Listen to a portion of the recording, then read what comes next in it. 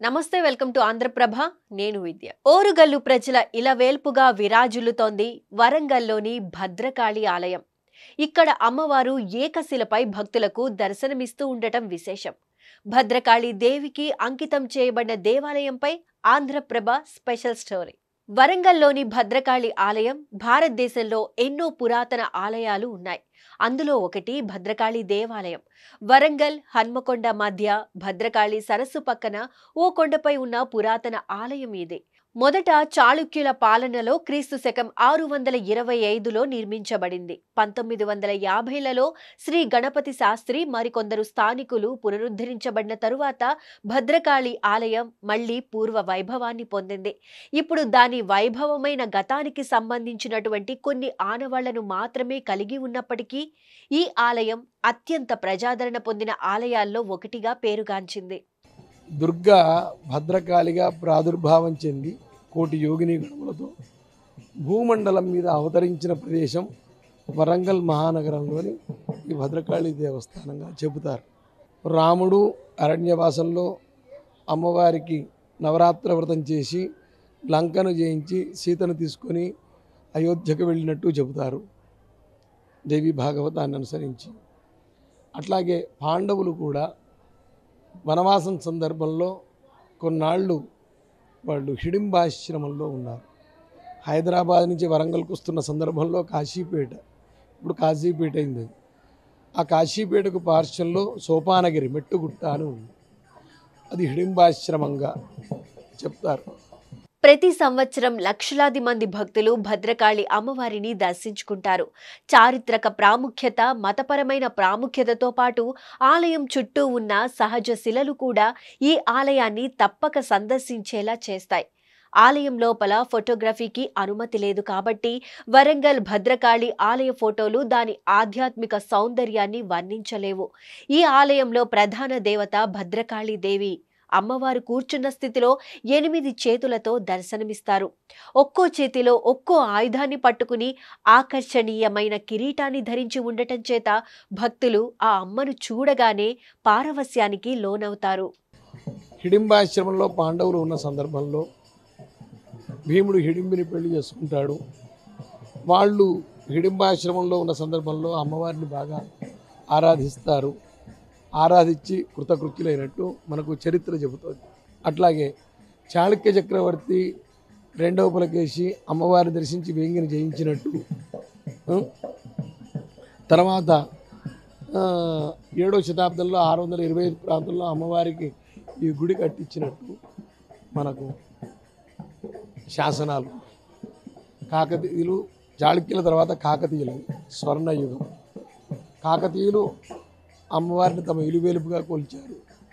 అర్థించిన కోరికలు సఫలం కావడం వల్ల అమ్మవారు కాకతీయులు ఇష్టదైవమైంది. గణపతిదేవి చక్రవర్తి కాలంలో ఎర్రన అనే మంత్రి ఈ తటాకాన్ని తవ్వించి అమ్మవారికి భూదానం చేసినట్టు మనకు శాసనాలు ఉన్నాయి. రుద్రమదేవి అమ్మవారిని దర్శించి అమ్మవారి ప్రసాదం స్వీకరించకుండా భోజనం కూడా చేసేది కాదని. ఎప్పుడైతే మహమ్మద్ బిన్ తుగ్లక్ దండయాత్ర ఈ తెలంగాణ ప్రాంతం మీద ముఖ్యంగా మాలిక్ కాఫర్ నేతృత్వంలో ఈ కాకతీయుల మీద జరగడం, కాకతీయ సామ్రాజ్యం పతనమైపోవడం, కాకతీయ రుద్రదేవుడు మన ఢిల్లీకి ఖైదీగా కొనిపోవడంతో కాకతీయ సామ్రాజ్యం పతనంతో పాటు ఆలయ వైభవం కూడా క్షీణించింది. ఇక భద్రకాళి అమ్మవారి విగ్రహం 2.7 మీటర్ల పొడవు ఉండి రాతితో తయారు చేయబడింది. ఆలయ గర్భగుడికి ఎదురుగా దేవత యొక్క పవిత్ర వాహనమైన భయంకరమైన సింహాన్ని ఉంచారు. ఆలయం లోపల అనేక ఇతర ఆలయాలు కూడా ఉన్నాయి. మహామండపంలో శివుడు, హనుమాన్ ఆలయం, సుబ్రహ్మణ్య స్వామి, నవగ్రహాలకు ప్రత్యేక మందిరాలతో పాటు రాతిపై ఉమామహేశ్వర చిత్రాలున్నాయి. ఇవి రాతితో చెక్కబడిన పురాతన దేవతా విగ్రహాలలో ఒకటిగా చెబుతారు. ఈ దేవాలయానికి నిత్యం భక్తులు భారీ సంఖ్యలో వచ్చి అమ్మవారిని దర్శించుకుని మొక్కులు చెల్లించుకుంటారు.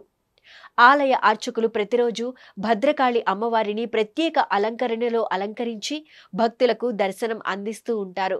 ఈ భద్రకాళి అమ్మవారిని దర్శించుకోవడానికి రాష్ట్రాల నుంచే కాకుండా విదేశాల నుండి సైతం భక్తులు అధిక సంఖ్యలో వస్తుండడం విశేషం.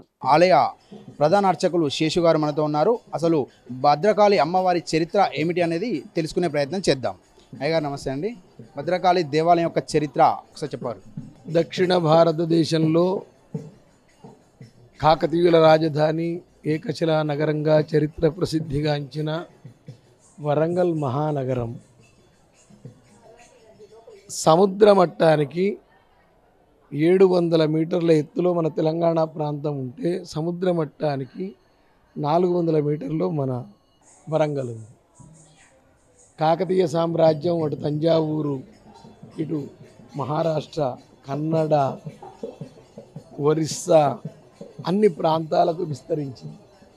అదొక స్వర్ణ యుగం. అది ఇట్లాంటి సందర్భంలో తత్రాష్టమ్యాం భద్రకాళి, ఇంకా పురాణాల రోజులో పోతే దుర్గాష్టమి అనే మహాష్టమి నాడు దుర్గా భద్రకాళిగా ప్రాదుర్భావం చెంది కోటి యోగిని గణములతో భూమండలం మీద అవతరించిన ప్రదేశం వరంగల్ మహానగరంలోని ఈ భద్రకాళి దేవస్థానంగా చెబుతారు.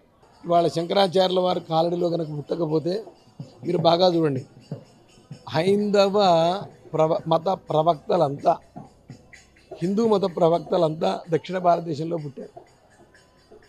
శంకరాచార్యుల వారి కాలడి అద్వైత వేదాంత ప్రవక్త, విశిష్టాద్వైత వేదాంత ప్రవక్త రామానుజులు, భగవద్ రామానుజులు తమిళనాడులో శ్రీపెరంబదూరులో, మధ్వాచార్యులు ద్వైత వేదాంత ప్రవక్త కర్ణాటకలో పుట్టాడు. వీళ్ళందరికంటే కూడా హైందవ సాంస్కృతిక పునరుజ్జీవన నిర్మాణకర్త విద్యారణ్యుడు వరంగల్లో పుట్టాడు. అంటే విద్యారణ్యుడు పుట్టకపోతే మనం ముస్లిమ్స్ అయిపోయేవాళ్ళం. శంకరాచార్యుల వారి కాలంలో పుట్టకపోతే మనం బౌద్ధ మతాన్ని స్వీకరించి ఉండేవాళ్ళం. అంటే Shankaracharya protected Hinduism from Buddhism, వెరాజ్ విద్యారణ్య ప్రొటెక్టెడ్ హిందూయిజం ఫ్రమ్ ఇస్లాం. అయ్యగారు, ఇప్పుడు భద్రకాళి అమ్మవారు అసలు అందరి భక్తులకు కూడా ఒక డౌట్, అమ్మవారు శాకాహార మాంసాహార అనే ఒక డౌట్ ఉంది. దానిపైన మీరేమంటారు? నీ యొక్క పరిస్థితిని బట్టి నువ్వు మాంసాహారివి, అమ్మవారికి బలులు ఇస్తావు.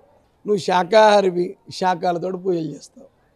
కానీ ఇక్కడ దీనికి ఏమిటంటే దక్షిణాచారం, వామాచారం అని 2 పూజా విధానాలు.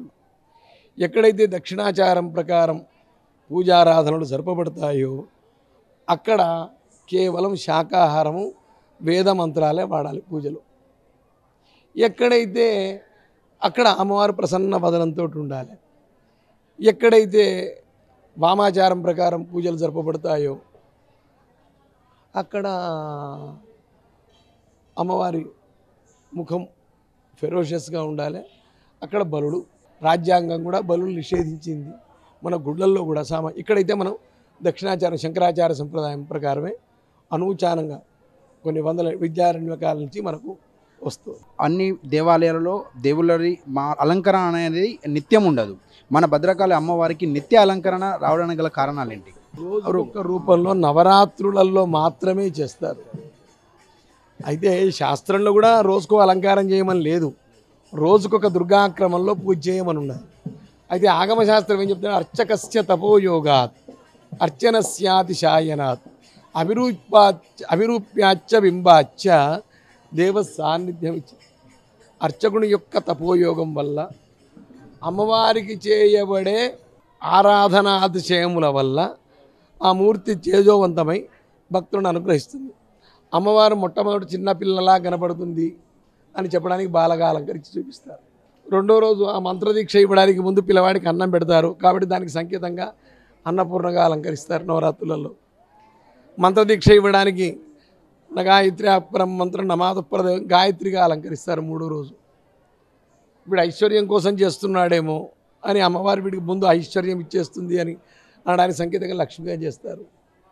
4వ రోజు తల్లి ఐశ్వర్యం కానీ బీదరికం కానీ గత జన్మలో చేసుకున్న పుణ్య పాపాల వల్ల వస్తూ ఉంటాయి, పోతూ ఉంటాయి. అవి శాశ్వతం కాదు. నాకు నీ భక్తి ముఖ్యం, నీ పాదాల మీద నాకు ముక్తి ముఖ్యం. దానికి హేతు పంచదశి కానీ షోడశి మంత్రదీక్ష కానీ దశ మహావిద్యల్లో తీసుకున్న వాడికి మరో జన్మ ఉండదు అనడానికి సంకేతంగా లలితగా అలంకరిస్తారు. మళ్ళీ అట్లాగే మరి ఎక్కడైతే భోగం ఉంటుందో అక్కడ మోక్షం ఉండదు, ఎక్కడ భోగం ఉంటుందో మోక్షం ఉంటుందో అక్కడ భోగం ఉండదు. అమ్మవారి భక్తులకు భోగమోక్షాలు ఉంటాయి కాబట్టి ఆమె సమస్తమైన భోగాలను కూడా ఇస్తుంది అనడానికి భోగే భవాని శంకరుడికి భవానీ రూపంలో భోగం ఇస్తుంది కాబట్టి ఆయన భోగం భవానికి అలంకరిస్తారు. విద్య బుద్ధి రూపంలో ప్రవేశించి విద్య ఇస్తుంది అనడానికి, అవిద్యను తొలగిస్తుంది అనడానికి సంకేతంగా సరస్వతిగా అలంకరిస్తారు. సమరేచ దుర్గా, శంకరునికి సమరంలో దుర్గగా సహకరిస్తుంటారు. మంచి పరాక్రమాన్ని ఇస్తుంది అనడానికి సంకేతంగా దుర్గగా అలంకరిస్తారు. ఇవన్నీ వచ్చాక వీళ్ళలో దుర్మదములు పెరుగుతాయి.